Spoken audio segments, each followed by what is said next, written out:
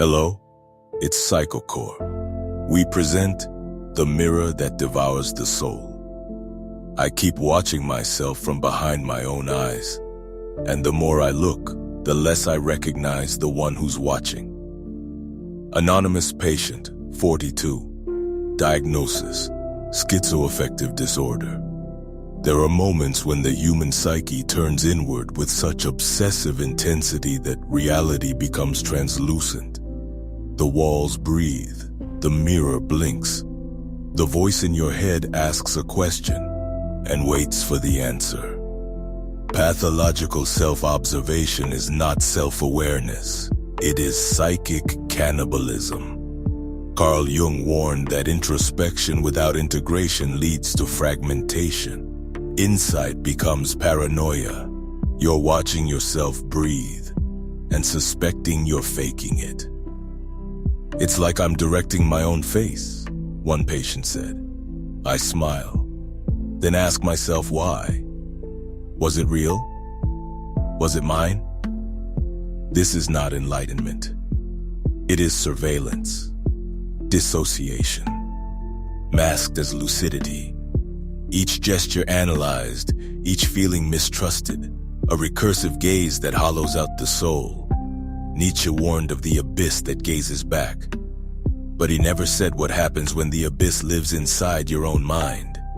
We call it depersonalization, derealization, dissociation. But words don't capture the horror. You no longer believe your thoughts are yours. You feel your feelings belong to someone else. You're alive, but unsure you exist. These individuals are not psychotic in the traditional sense. They know what is real, and yet are estranged from it. Their clarity is sharp, painfully sharp. I can describe my suffering with precision, one wrote, but I no longer feel I have the right to suffer because I no longer feel human. Jung might call it rebellion of the soul when the ego is overfed and the self ignored. The psyche dismantles the illusion of identity from within. They are not broken. They are collapsing under unbearable awareness. In psychiatry, articulate suffering is often mistaken for stability. But eloquence is not wellness. It is often the mask of despair. Freud said the ego is not master in its own house. But what if the house is haunted, not by the unconscious but by the relentless gaze of a mind that refuses to rest? A therapist once wrote, "Subject is fully oriented, cognitively intact, no hallucinations, but reports intense existential dread and chronic derealization. Describes herself as a phantom inside a skull of mirrors. These are not people seeking truth. They are vanishing beneath the weight of their own analysis." Jung warned against ego inflation. But this is ego implosion, the mind folding in on itself, thought consuming thought, meaning unraveling. I felt something behind my chest, another wrote. I labeled it anxiety, but I'm not sure I am. Medication can't cure ontological vertigo. There is madness immune to chemistry. Not because it's untreatable, but because it is existential. A sickness of meaning. And yet, even here there is insight. A patient whispered, "If I survive this, I'll know things no sane person ever could." But what if the mirror doesn't crack? What if the self, locked in endless reflection, calcifies, becoming artifact instead of being? One young man described his routine. I take notes on everything I feel. I try to cross-reference it with old entries. I'm building a database of me, but it's making me less human. They don't scream, they don't hallucinate. They document, analyze, perform themselves until nothing remains behind the eyes. One psychiatrist called it existential sclerosis, the hardening of the soul under constant observation, a psychic autoimmune disease. the self attacking the self in a desperate attempt to define it. In Jungian terms, the ego has eclipsed the self. The shadow is not repressed. It's been dissected and theorized into extinction. "I'm not afraid of going mad," said one patient. "I'm afraid I'll never feel anything again." This is the new pathology, to be fluent in the language of emotion and mute in its experience, to have names for everything and no sense of belonging to any of it. "I have 10 diagnoses," one said. "None are wrong, none feel true."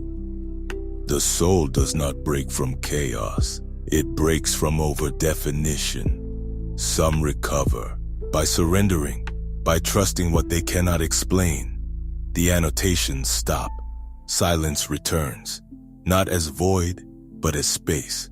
Jung did not promise clarity. He offered myth, archetype, shadow, chaos. He told us, the unconscious is not a flaw, it is grace. We are not meant to understand ourselves completely. We are meant to live ourselves fully. And so the mirror must break, not as a loss, but as a beginning. Only when the performance ends can life begin again. Not narrated, not measured, not perfected, just lived.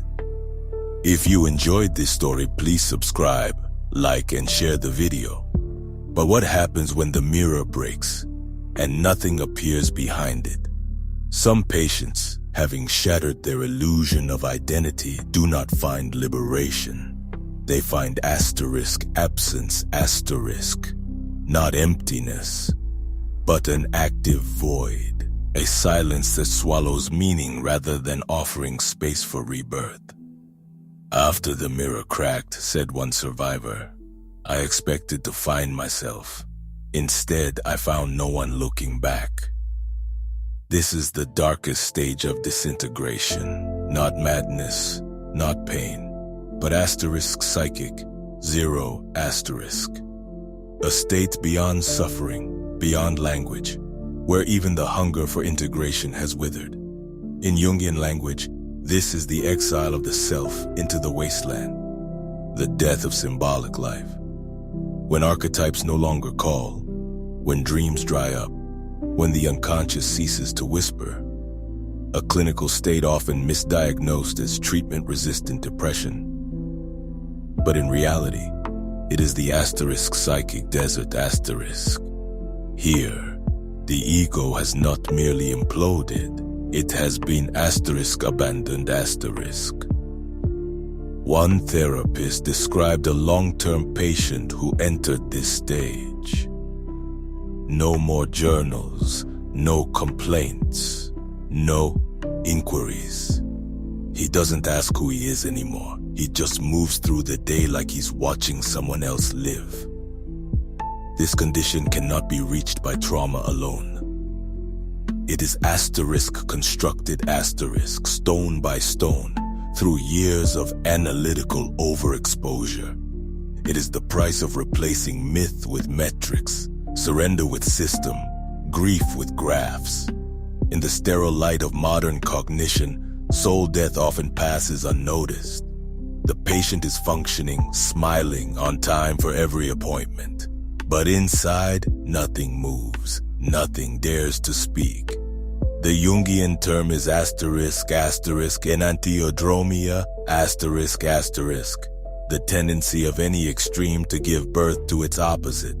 Excessive introspection becomes blindness. Radical lucidity turns to numbness. The final irony, the mind that saw truth now recoils from it. And yet, their is a path through this desert.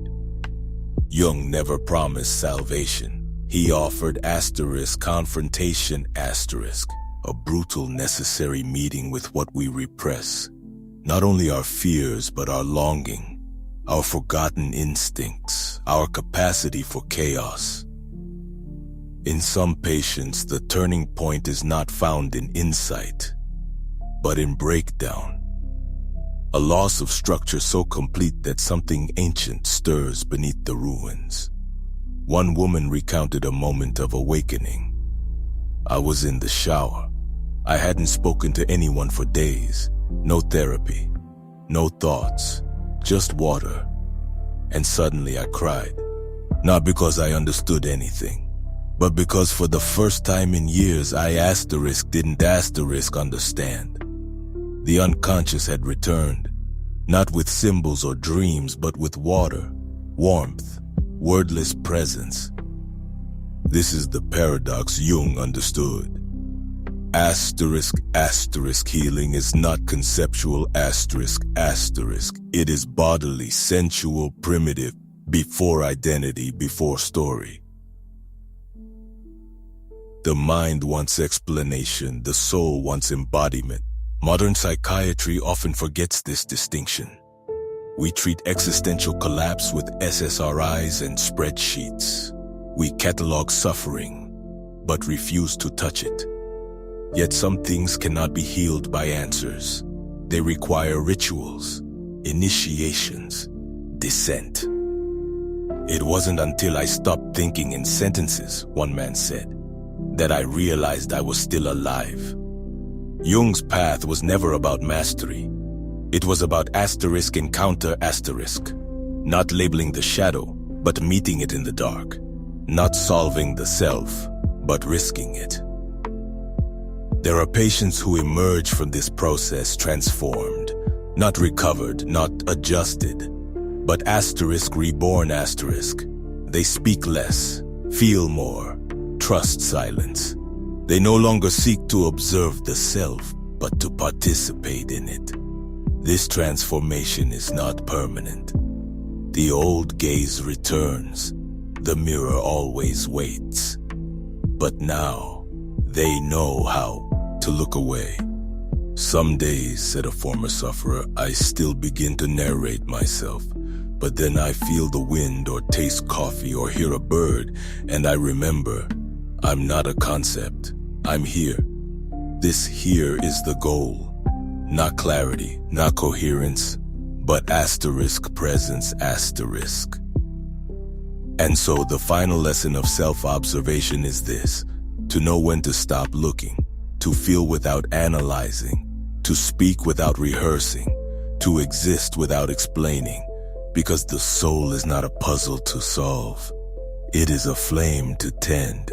And sometimes the only cure for too much light is darkness, the kind you don't interrogate, the kind you simply sit with until something ancient begins to stir.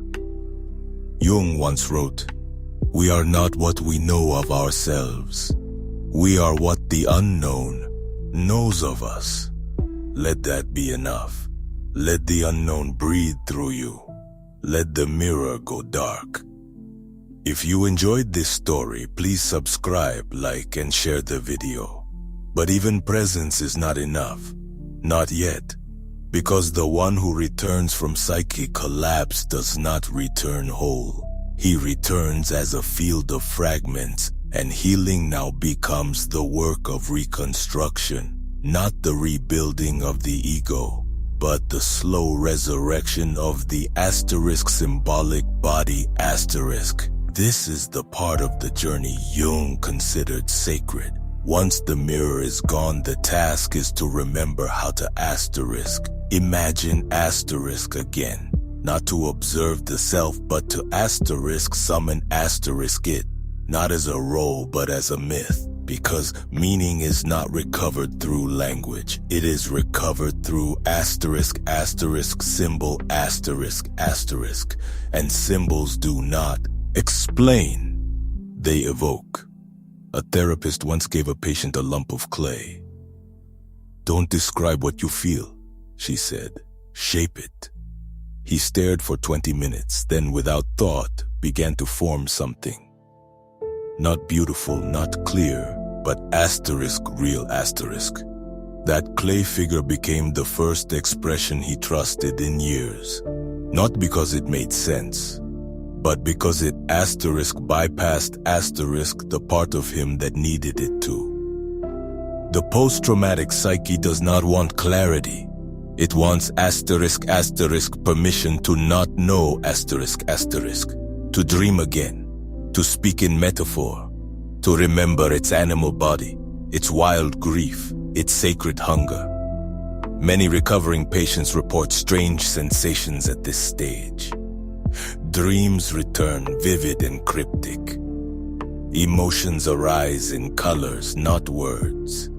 Memories are felt in the skin before they're recalled by the mind. This is not regression. It is re-entry into the symbolic world, the mythic layer that modern psychology tried to sterilize. One woman described it like this: "After years of therapy, I still felt numb. But then one night I had a dream where a fox bit my hand and whispered, 'You're not done.' I woke up and started weeping, not because I understood it, but because something finally touched me. That is the moment the symbolic returns, when the unconscious stops being analyzed and starts speaking again. And this voice is never loud, never direct. It murmurs, it sketches, it dreams in riddles, but it is alive. And that aliveness, more than truth, more than healing, is what the psyche craves. So the final paradox emerges. The way back from the abyss is not through reason. It is through ritual body dream and image What the intellect dissected, the myth must now reassemble. And those who survive this long descent, they don't become whole in the old sense. They become initiated not healed. Initiated not certain, but no longer afraid to be uncertain. They stop asking what is real and begin to ask what matters. If you enjoyed this story, please subscribe, like, and share the video.